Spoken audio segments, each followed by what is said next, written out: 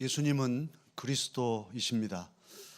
그리스도는 기름 부음 받은 자, 메시아, 구세주인 뜻입니다.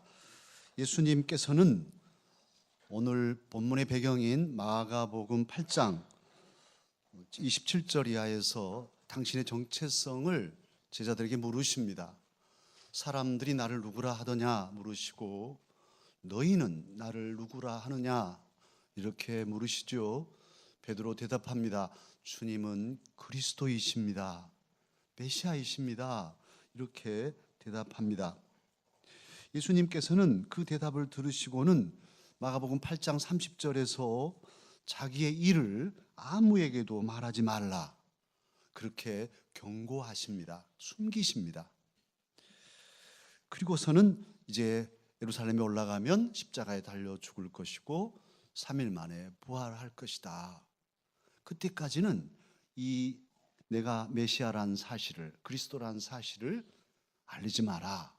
그렇게 숨기셨어요.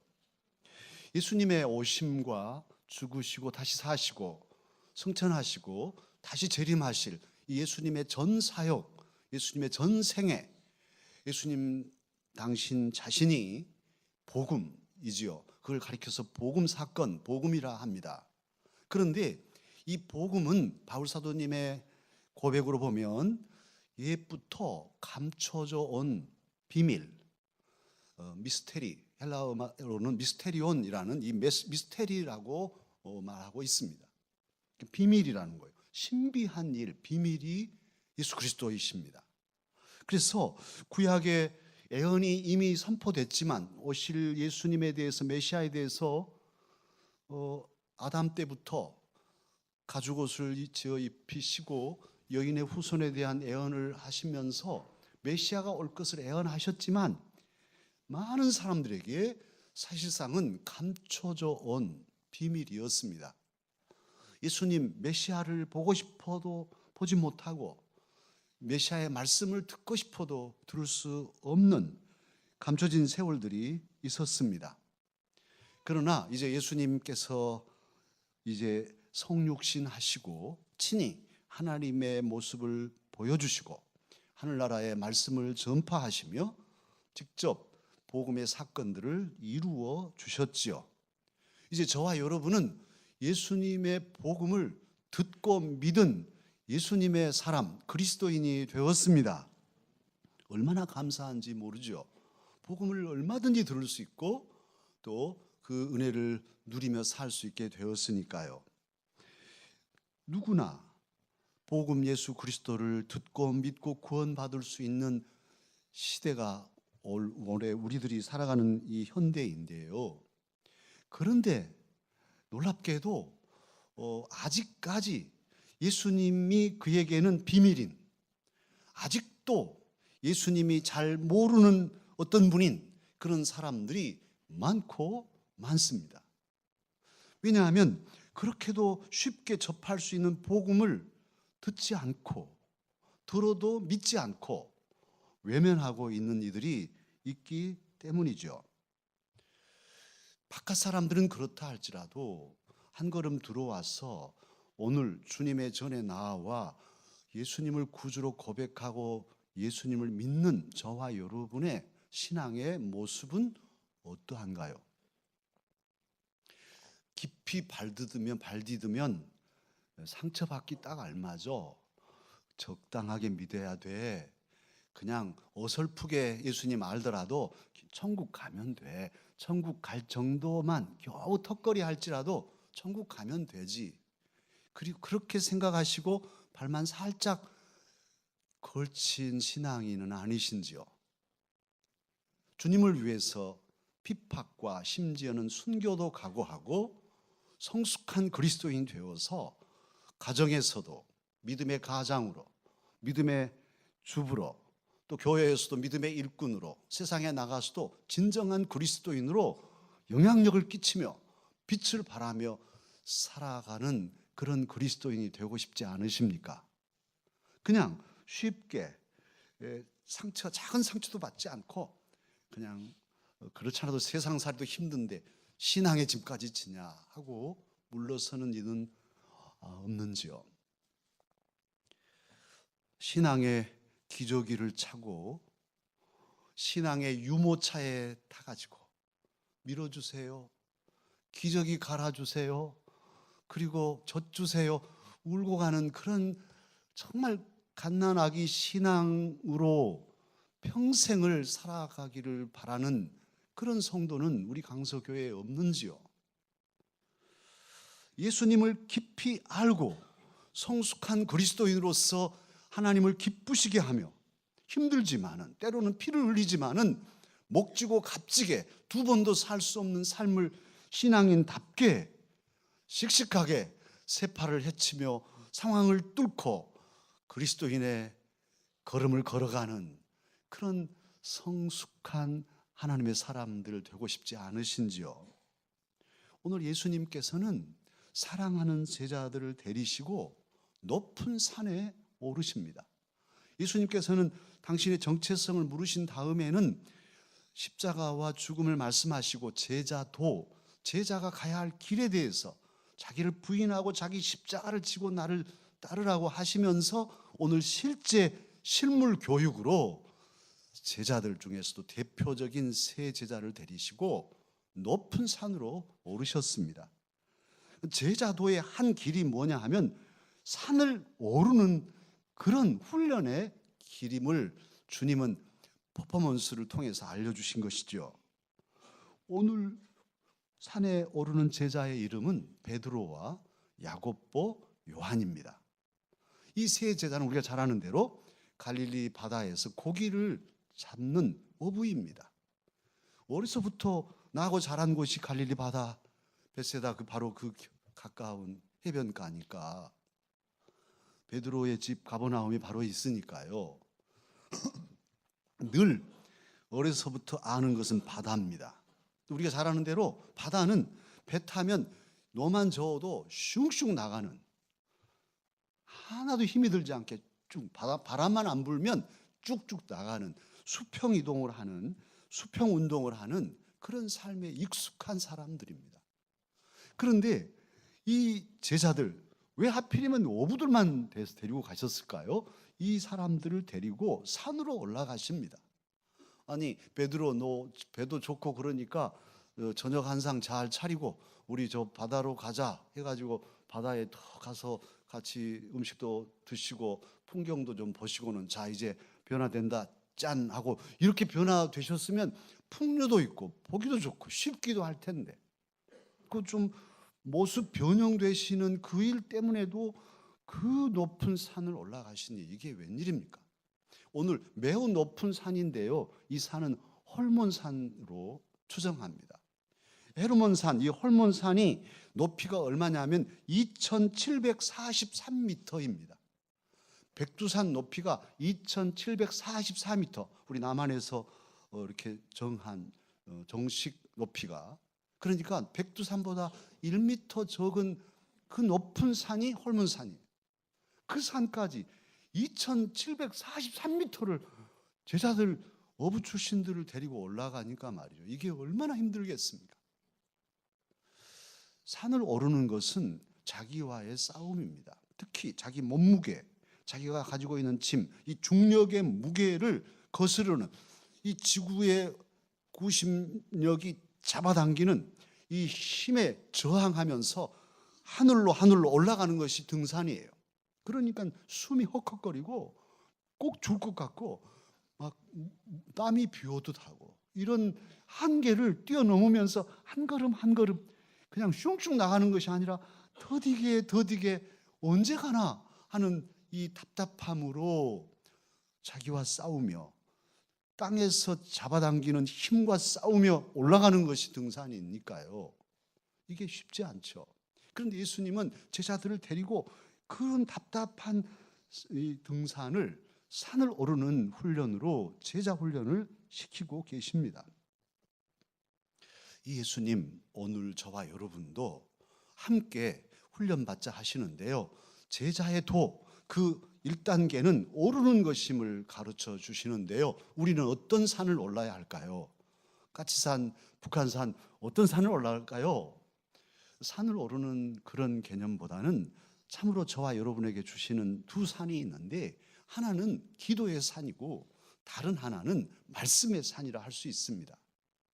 모든 그리스도인은 그냥 기저귀 차고 앙앙대며 일생을 그렇게 보내지 않으려면은 기도의 산을 올라야 합니다. 그래서 신앙의 정상의 자리까지 다다라야 됩니다. 기도가 쉽지 않죠.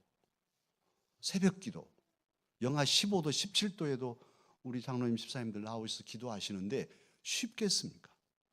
오늘만은 자자 하고 싶죠. 그러나 기도의 훈련이 되신 분들은 나옵니다.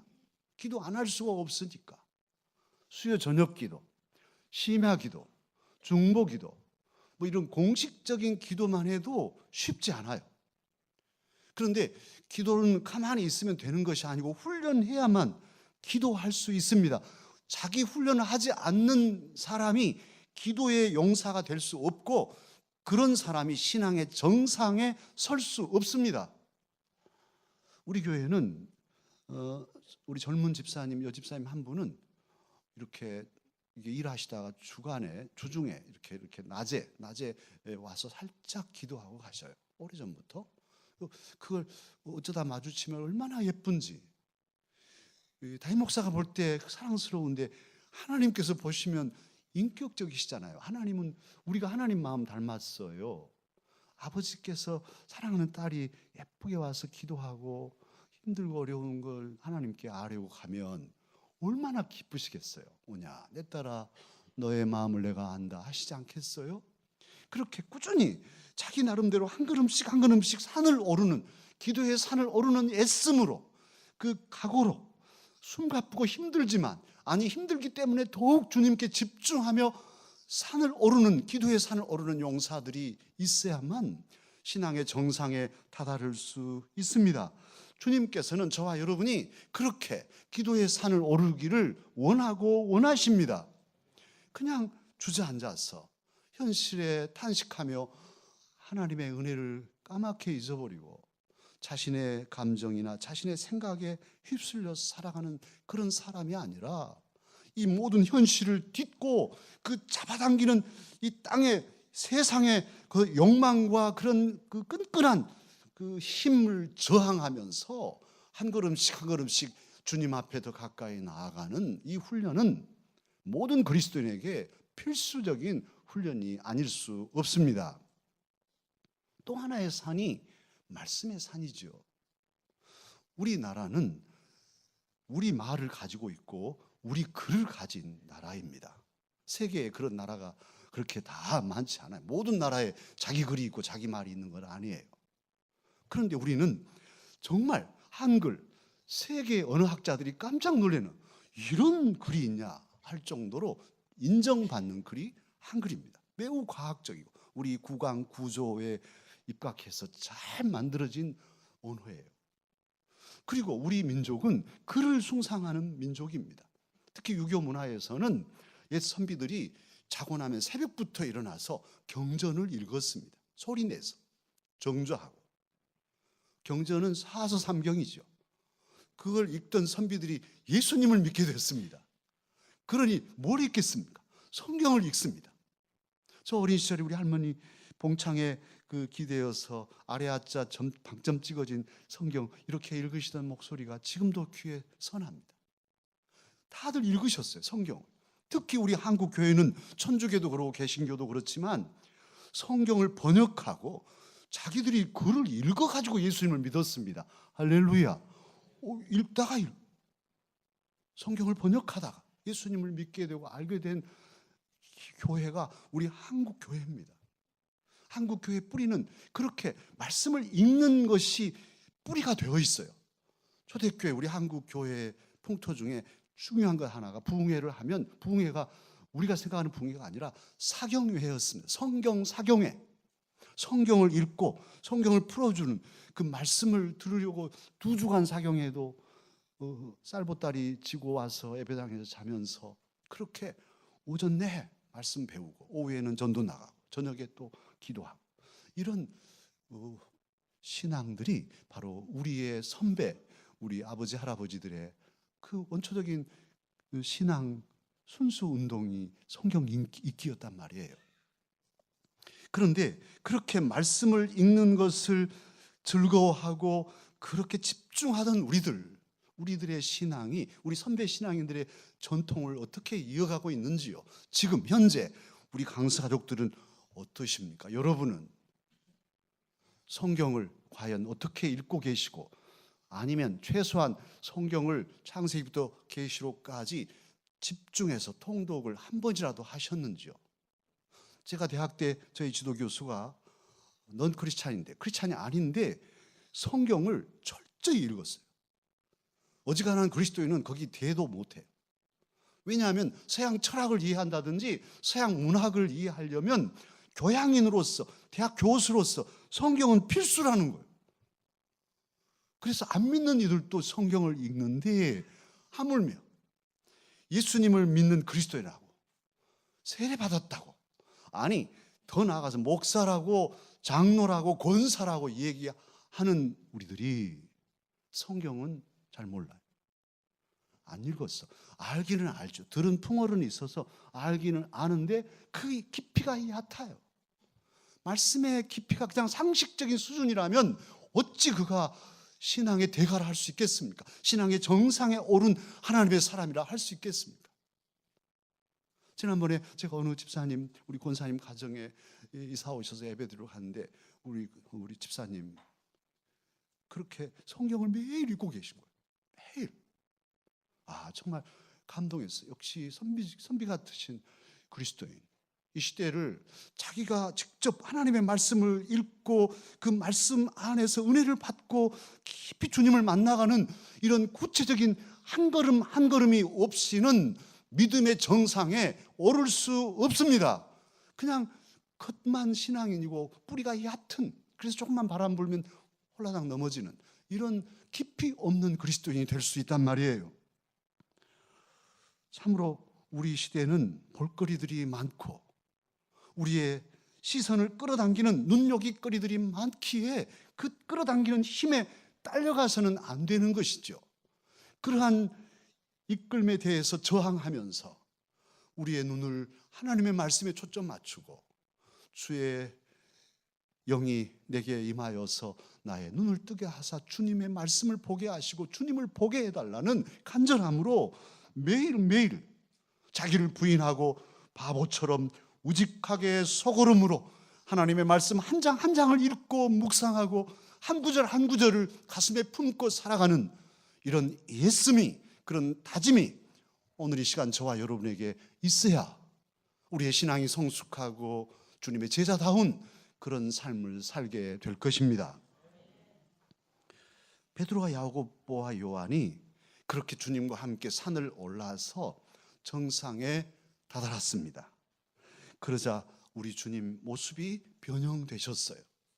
참으로 세상에서는 그렇게 희게 할 수 없을 만큼 희게 옷이 빛나고, 또 모세와 엘리야가 임하여서 함께 대화하는 그런 은혜를 목격하였습니다.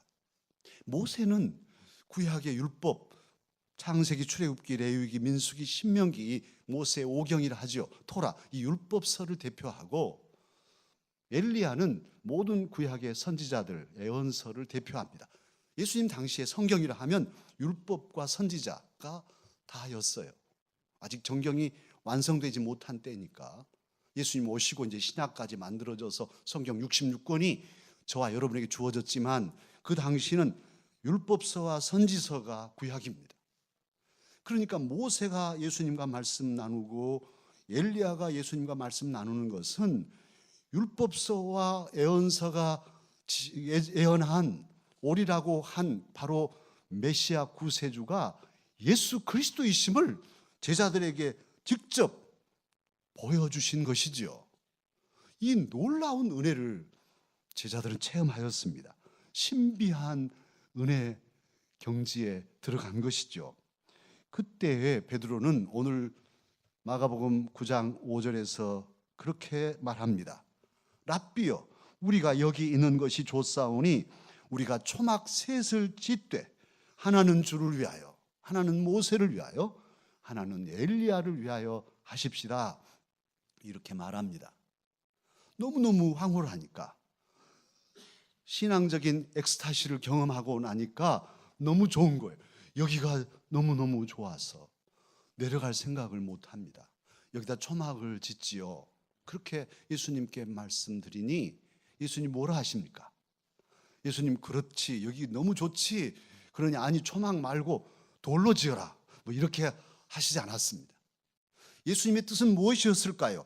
여기가 은혜롭고 신앙의 최정상이니 여기 머무르시다, 이렇게 말할 때 예수님의 뜻은, 하나님 아버지의 뜻은 무엇이었을까요?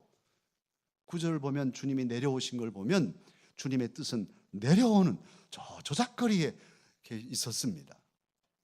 하산이 주님의 뜻이었습니다. 사랑하는 강서가족 여러분, 산을 올라보신 분들은, 어제도 우리 아라 등산팀 소금산에 다녀오셨는데 우리 김충근 집사님 페이스북에 올려서 제가 좋아요 하나 꾹 눌렀습니다. 정말 너무나 가고 싶고 부러운 일인데요. 사역 때문에 못 갔지만은요, 산의 정상에 이르면 시야가 열립니다. 지난 월요일 북한산, 높은 산은 아니었지만 그 미세먼지가 없기 때문에 더더욱 시야가 쫙 열려서 인천의 계양산까지 다 보여서 너무너무 좋아 사진을 저도 찍었었는데요. 영하 14도의 추위지만 추운 게 상쾌한 추위. 또 정상에 이르면 그 성취감과 모든 게 발 아래 쫙 펼쳐지는데 모든 염려와 시름이 다 가시죠. 여기가 좋사오니, 여기 있고 싶은, 그게 사람들의 생각일 것입니다. 그런데 왜 산을 올라간가요? 등산하는 분에게 왜 산을 올라갑니까? 산이 거기 있으니까 올라간다, 이런 말도 했다는데, 사실은 왜 산을 올라가느냐? 내려오기 위해서 올라갑니다. 아니, 그런 바보 멍텅구리 같은 사람들이 어디 있어요? 기껏 그 내려오려면서 뭐하러 그렇게 땀을 뻘뻘 흘리고 올라가는지 이렇게 말하시죠. 지난 월요일 그 추운데 저희들은 올라가면서 아마 집에서 따뜻한 안방에서 간식 먹어가며 텔레비전 보면서 정신 나간 사람들, 이런 데도 산에 올라간 사람이 있을까? 이럴 거야 아마, 그러면서 올라갔어요. 그런데 방 안에서 체험하고 생각하는 것과는 정말 차원이 다른 기쁨이 정상에 다르면 있거든요. 그러나 아무리 높은 산에 올랐다 할지라도 그곳은 영원히 머물 곳이 아닙니다. 참으로 우리들, 특별히 주님의 제자들이 정상에 다다랐다면 해야 할 일이 있는데 틀림없이 내려와야 한다는 사실입니다. 정상에 머무르고 싶은 욕망과 싸우고 정상을 정복했다는 자만심과 싸우는 것이 제자도의 내려오는 훈련입니다. 사실 산을 잘 아는 그리스도인들은 결코 산을 정복했다 하지 않죠. 야, 오늘 비봉을 정복했네, 이렇게 말하지 않습니다. 참으로 산 정상에 이르러 보면, 그리스도인으로서 산의 정상에 오르면 그 오르는 과정에서 느꼈던 한 사람의 연약함, 나약함, 참으로 산을 알고 주님을 아는 이는 겸손해질 수 있죠. 자신의 약함을 인정하고 하나님이 지으신 자연 만물의 그 웅장함과 그 하나님의 놀라운 솜씨에 대해서 겸손함을 가질 수밖에 없습니다. 사랑하는 강서가족 여러분, 우리 주 예수님은 사랑하는 제자들이 영적 자만에 빠지기를 원하지 않으십니다. 주님께서는 자기 도취에 빠져서 하늘 영광을 누리고만 있는 제자들, 그렇게 되기를 원치 아니하십니다. 어떻습니까? 우리가 은혜의 산에 올랐으니 어떻게 살아야 하겠습니까? 영광의 주님을 체험하는 신비한 은혜를 체험했으니 어떻게 살아야 하겠습니까? 하나님의 음성을 듣고 놀라운 기적을 체험하였으니 어찌해야 합니까? 우리가 큰 업적을 이루고 신앙 안에서 목사로서 또는 종직으로서 하나님의 큰 일들을 이루었습니다. 그랬으니 이제 어떻게 해야 합니까? 그 정상에서 놔라, 못 놉니다. 이게 누가 있는 건데요? 내가 이렇게 이루기 위해서 얼마나 힘들어서 했는데요. 주님, 못 놉니다. 내려와라. 못 내려갑니다. 제가 여기까지 올라오는데 얼마나 힘들었는데요, 주님? 하고 기어이 붙잡고 있겠습니까? 주님은 우리에게 말씀하셔요. 내려오라. 거기서 내려오라. 그 정상에서, 거기 영광스러운 자리, 그 높은 자리에서 머물지 말고 내려오라. 올라갔다면 내려오는 것이 제자다. 주님은 말씀하셔요. 특별히 오늘 하나님 아버지께서는 7절에서 말씀하시죠. 이는 내 사랑하는 아들이니 너희는 그의 말을 들으라. 이렇게 말씀하십니다. 하나님의 아들 예수 그리스도는 그 옷이 광채가 나고 매우 희어지는 영광스러운 모습으로 변화되었습니다. 그러나 그 주님은 결코 그 영광스러운 자리에 머물지 아니하셨습니다. 도리어 내려오셔서 십자가를 지러 그 산을 하산하십니다. 예수 그리스도는 섬김을 받으려고 하시지 않았고 사람들을 섬기려 하셨습니다. 섬김의 자리, 사명의 자리, 희생의 자리로 겸손히 내려오신 분이 예수 그리스도, 저와 여러분의 구주이십니다. 그 예수 그리스도, 하나님의 아들 예수님의 말씀을 들으라. 아버지 하나님은 그렇게 제자들에게 말씀하시고 오늘 저와 여러분에게 말씀하시는데요, 그 말의 의미인즉슨 예수님, 하나님의 아들 예수님의 말씀에 순종하여 너희도 그 예수님을 따라 함께 내려오라, 그런 말씀이시죠. 내려오는 삶을 살라 하는 뜻으로 오늘 7절이 주어졌습니다. 물론 메시아성을 강조하는 말씀이기도 하지만 그의 말을 들으라는 것은, 자, 그분이 내려가자 하면 너희들 내려가야 한다는 그런 말씀이시죠. 주님의 말씀을 잘 듣는 자, 바로 그가 순종하는 자입니다. 말씀대로 영광의 자리에서 머물지 않고 섬김의 자리로 내려오는 사람, 그가 주님께 순종하는 제자입니다. 그러고 보면 순종이란 진정 주님 앞에서 자신을 낮추는 자, 겸손한 자만이 행할 수 있는 신앙의 덕목임을 알 수 있습니다. 뒤집어서 생각하면 교만한 사람들은 순종하지 않아요. 결코 순종하지 않아요. 아니, 순종할 수 없어요. 주님 앞에 머리를 빳빳하게 세우는 사람이 어떻게 주님 말씀에 순종하겠어요? 안 되는 것이죠. 그러니까 진정 순종의 사람은 주님 앞에 무릎을 꿇을 수 있는 사람, 주님, 제가 죄인입니다. 제가 허물이 많습니다. 제가 이룬 모든 업적과 제가 다다른 이 높은 지위마저도 하나님의 은혜 아니면 없는 것입니다. 이 모든 것이 하나님의 은혜입니다 하고 무릎을 꿇는 자만이 주의 말씀에 순종할 수 있습니다. 겸손한 자만이 순종할 수 있습니다. 그러기에 우리는 높은 곳에 마음을 두지 않고 설령 높은 그런 일들을 이루고 그런 자리에 이뤘다 한다면 능히 내려가기를 주저하지 않는 그런 하나님의 사람들이 되어야 합니다. 사랑하는 강스가족 여러분, 제자도는 오름과 내려옴입니다. 이 역설적인 오름과 내려옴의 이 길이 바로 예수님의 제자들이 품고 가야 할, 평생 품고 가야 할 길임을 기억하십시다. 이 시간 날마다 주님과 함께 기도의 산, 말씀의 산을 올라갈 제자는 우리 중에 누구입니까? 주님의 말씀을 듣고 순종해서 날마다 주님과 함께 낮은 자리로, 섬김의 자리로, 사명의 자리로 내려올 제자는 누구입니까? 이번 명절에 가족들이 만나고 형제들이 다 만났는데 누군가는 희생해야 되고 누군가는 섬겨야 한다면 누가 그 자리로 내려갈 것입니까? 사랑의 아버지 하나님께서는 우리들이 순종하는 제자 되기를 원하시면서 친히 말씀하십니다. 이는 내 사랑하는 아들이니 너희는 그의 말을 들으라. 기도하겠습니다. 사랑의 아버지 하나님,